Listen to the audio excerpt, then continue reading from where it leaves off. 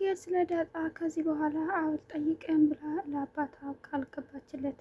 ከዚህ በኋላ እኔ እውነታ መፈለግ መጥፎ ሰው የሚያደርገኝ ከሆነ ምንም ነገር አልጠይቅም ብሏለች ማለት ነው። በሌላ በኩል ዳጣ ካመታ እንግዲህ እሷ ምን አነሳው እንደሆነች እና ጥሩ ሰው ምን አነሳው እንደሆነ እንግዲህ እየጠየቀቻት ነበረ ማለት ነው። ዳጣም አንቺም ጥሩ ሰው ነሽ፣ አንቺም መጥፎ አይደለሽም ብላታለች ማለት ነው።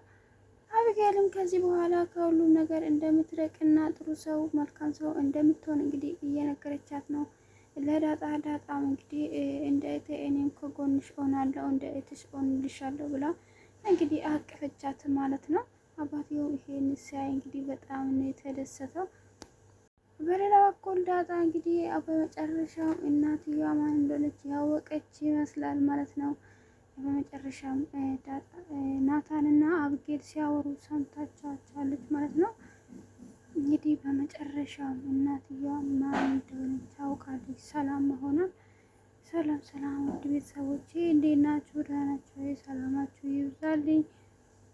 ለዚህ ቻናል አዲስ ከሆናችሁ ሰብስክራይብ እያደረጋችሁ ጀምሩ። ዳጣ ክፍል 100 ተለቋል። ባለፈው ክፍል ላይ እንዳየነው አብጌል ደረጀን ስለ ዳጣ እየጠየቀች ነበረ። ዳጣ ማናት? ከየት ነው የመጣችው? የማንስ ልጅ ናት? ለምንስ ነው እዚህ ቤት የምትኖረው?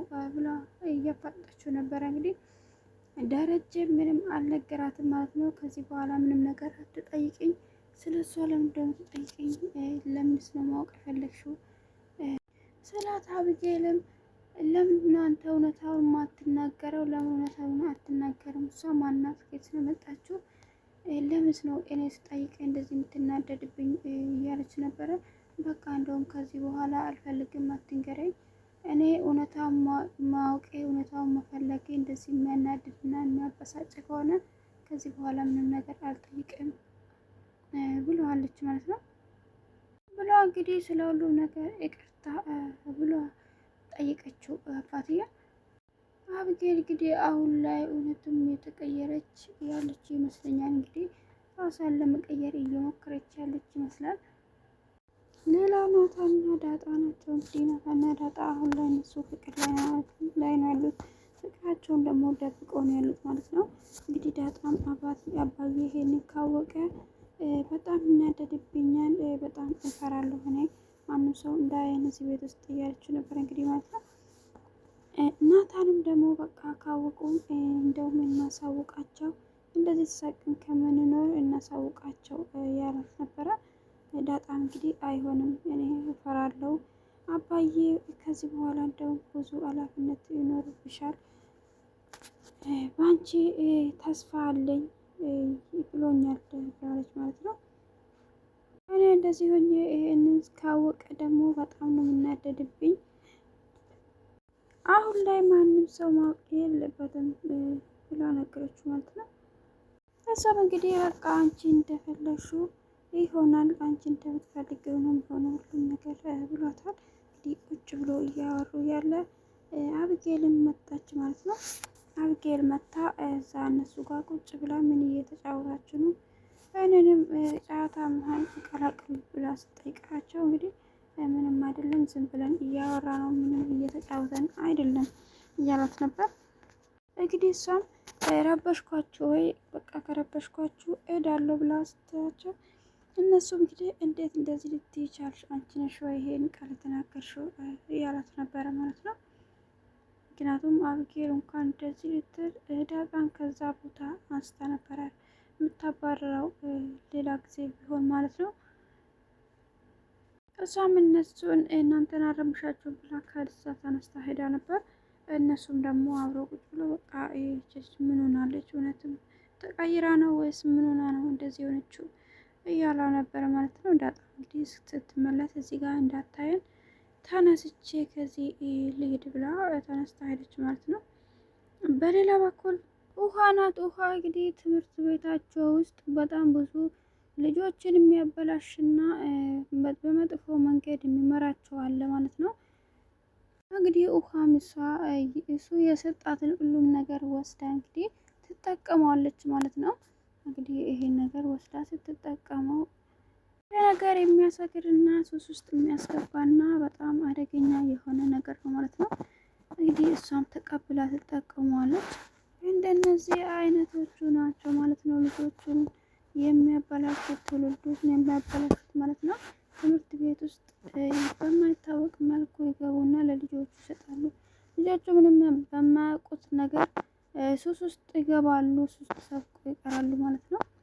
እንግዲህ ቤተሰብ እንደዚህ አይነት ነገር ተከታትሎ ልጆቻቸውን ትሪት የሚያደርጉ ከሆነ ልጆቻቸው በቀላሉ በጣም ይጠፋሉ ማለት ነው። እንግዲህ እንደነዚህ አይነቶቹ ናቸው ልጆቹን ትውልዱን የሚያበላሹት። እና ምጥን ደግሞ ለውሃ በጣም ምርጥ ጓደኛ ናት ማለት ነው። ምንም ቢሆን ውሃ ያናል ባትገናዘብም እንኳን ምጥን ያን እንደዚህ አይነት ነገሮችን ታውቃለች ማለት ነው። መጥፎ ነገር እንደሆነና እሷም ከዚህ ነገር ትጠብቃታለች ማለት ነው ከጎኗ። በሌላ በኩል ማርታና ደረጀ ናቸው። እንግዲህ ማርታ የቷን ልጅ እያየች እንግዲህ በጣም ቆንጆ እንደሆነና አሁን እዚህ ቤት ይመጣሉ ስትል ነበረ። እንግዲህ ደረጀም ምነው ከዚህ በፊት ደግሞ የሰላም ልጅስ በጣም ቆንጆ ነው ስትል ነበረ ወይ እያላት ነበር። እሱማ በጣም ይበልጣል ከምንም ነገር በጣም ነው የሚያምረው እሱ እያለች ነበረ። እንግዲህ እሱ የደረጀ ልጅ መሆኑን ብታውቅ ምን ትል ይሆን? ማርታም ደግሞ አንተ ወንድ ልጅ ስለምትወደው ወንድ ልጅ ብሰጠኝ ደስ ይለኝ ነበረ፣ የወንድ ልጅ አባት ብትሆን በጣም ነበረ ደስ የሚለኝ እያለች ነበር ማለት ነው። ሌላ ደግሞ ስለ አብጌል እያወሩ ነበረ። አብጌል ማርታ አብጌል እየተለወጠች ነው፣ ተለውጣለች። አሁን ላይ በጣም ጥሩ ልጅ እየሆነች ነው፣ ተረጋግታለች ያለች ነበረ። እንግዲህ ደረጀም በጭራሽ የተለወጠች አይመስለኝም፣ አሁንም የትላንትና ቦታ ላይ ናት፣ ጥያቄዎቿ ምንም ነገር አልተቀየረም እያለ ነበር ማለት ነው። አሁን የት ነው ያለችው ስትለው ሳሎን ከናታን ጋር ቁጭ ብላ እንዳለች ስነግራት እንግዲህ እሷን በጣም ደስ አላት ማለት ነው። ከናታን ጋር ቁጭ ብሏል ብላ እንግዲህ በጣም ተደሰተች።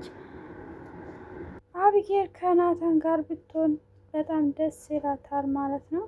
እንግዲህ እነሱ አብሮ ቢሆንና እሷም እንግዲህ ናታንም በጣም ጥሩ ልጅ ስለሆነ ከእሷ ጋር እንድሆን ትፈልጋለች። ከዚህ በፊትም ከዳጣ ጋር በጣም እየተቀራረቡ ነው ብላ እንግዲህ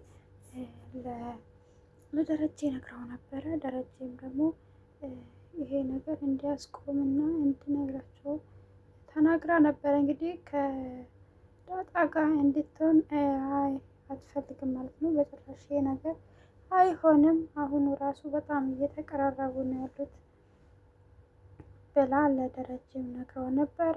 እንግዲህ አሁን ደግሞ እሷ ከአብጌል ጋር ቢሆን ደግሞ በጣም ይሄን ነገር ደግሞ ትቀበሏለች ማለት ነው። እንግዲህ ከዚህ በፊትም አብጌል አስፈራርታውን ቢሆን ናታን ያገባኛል ብላ ስትነግረው እንግዲህ እሷም ደስታ ተቀብለው ነበረ። እንግዲህ አሁንም ናታንና ዳጣ አብረን ሆነናል ብሎ ይፋ ቢያደርጉ በጭራሽ አይፈቅዱም ብዬ ነው የማስበው ማለት ነው። ምክንያቱም አብጌልም እዛ ቤት ውስጥ ስላለች ልጄ ትጎዳብኛለች ብላም ስለምታስብ ይሄን ነገር የምትፈቅድ አይመስለኝም። በሌላ በኩል እንግዲህ እነሱ ቁጭ ብለው እያወሩ ነበረ። ዳጣም እንግዲህ ከእነሱ ጋር ተቀላቅላ ቁጭ ብላ አብጌል እና ናታን ሲያወሩ ዳጣ እንግዲህ የቀናች ትመስላለች ማለት ነው። እንግዲህ ተኛለሁ ብላ ከእነሱ ጋር ተነስታ ሄዳ ግን ደግሞ እዛ አቅራቢያ ቁጭ ቆማ እያዳመጠቻቸው ነበረ። ምን እያወሩ ነው ብላ አሁንም በድጋሚ ተመልሳ ወደ እነሱ ሄደች ማለት ነው። ተኛለሁ ብለሻል ነበረ ለምን ተመለስሽ ብሎ እየጠየቃት ነበረ። እሷም ደግሞ እንቅልፍ መጣ ብላ ትንሽ ቁጭ አለች እና ወደ አሁንም ደግሞ ተነስታ ሄደች ማለት ነው። ቴዲም ግን አሁንም እዛው ቆማ ከበር ስር ቆማ እያዳመጠቻቸው ነበረ። ምን እያወሩ ነው ብላ እንግዲህ አብጌል ናታንን እኔ ጥሩ ሰው አይደለሁም ወይ እኔ መጥፎ ሰው ነኝ ወይ ብላ እየጠየቀችው ነበረ። እሱንም እያዋራችው ነበረ። እንግዲህ እኔ እኮ መጥፎ ሰው ሆኜ አይደለም መጥፎ እኔ እውነታውን ማወቅ እና እውነታውን መፈለጌ መጥፎ ሰው ያስብለኛል ወይ ዳጣም ደግሞ የሰላም ልጅ መሆኗ ማውጣት ምንድን ነው ክፋቱ ብላ እንግዲህ ለናታ ስትነግረው ነበረ። እውነትም ዳጣ አሁን የሰላም ልጅ ብትሆንና የማየ ብትሰማ ምን የሚፈጠር ይመስልሻል? ከዚህ በፊት አባዬ ደብቆታል። ስለዚህ ይሄ ነገር የማየ ብትሰማና ዳጣ የሰላም ልጅ ናት ብሎ ብሰማ እሷ አሁን ከዚህ ቤት ከአባዬ ጋር ትጣላለች፣ እነሱም ይፋታሉ፣ ይሄ ቤትም ይፈርሳል፣ ሁሉም ነገር ይከፋፈላል፣ አንቺም ሆንሽ እኔ ሁሉም ሰው እዚህ ቤት ያለ ሰው ይበታተናል። ይሄም ደግሞ የሚሆነው በአንቺ ምክንያት ነው ብሎ እንግዲህ ነገራት ማለት ነው። አብጌልም ደግሞ ምንድን ነው ጥፋቴ?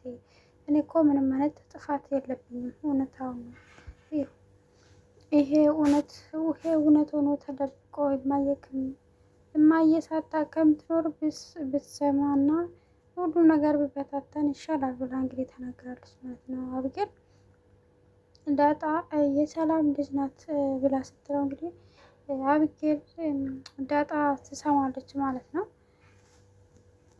አሁን ላይ ምን ይፈጠር ይሆን? ወይ ደግሞ በምርመራ ስለተረጋገጠ አብጌል በምርመራ አረጋግጣ ስላወቀች ምናልባትም ውሸት ነው ብላ ልትነግረው ትችላለች ማለት ነው። ናታን ደግሞ ናታን ምንም ነገር እንደማያውቅ ሆኖ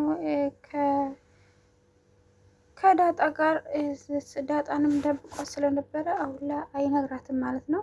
እንግዲህ ምናልባትም እነሱ ባይነግሯትም እንኳን የምትጠራጠር ይመስለኛል ከዚህ በኋላ ማለት ነው።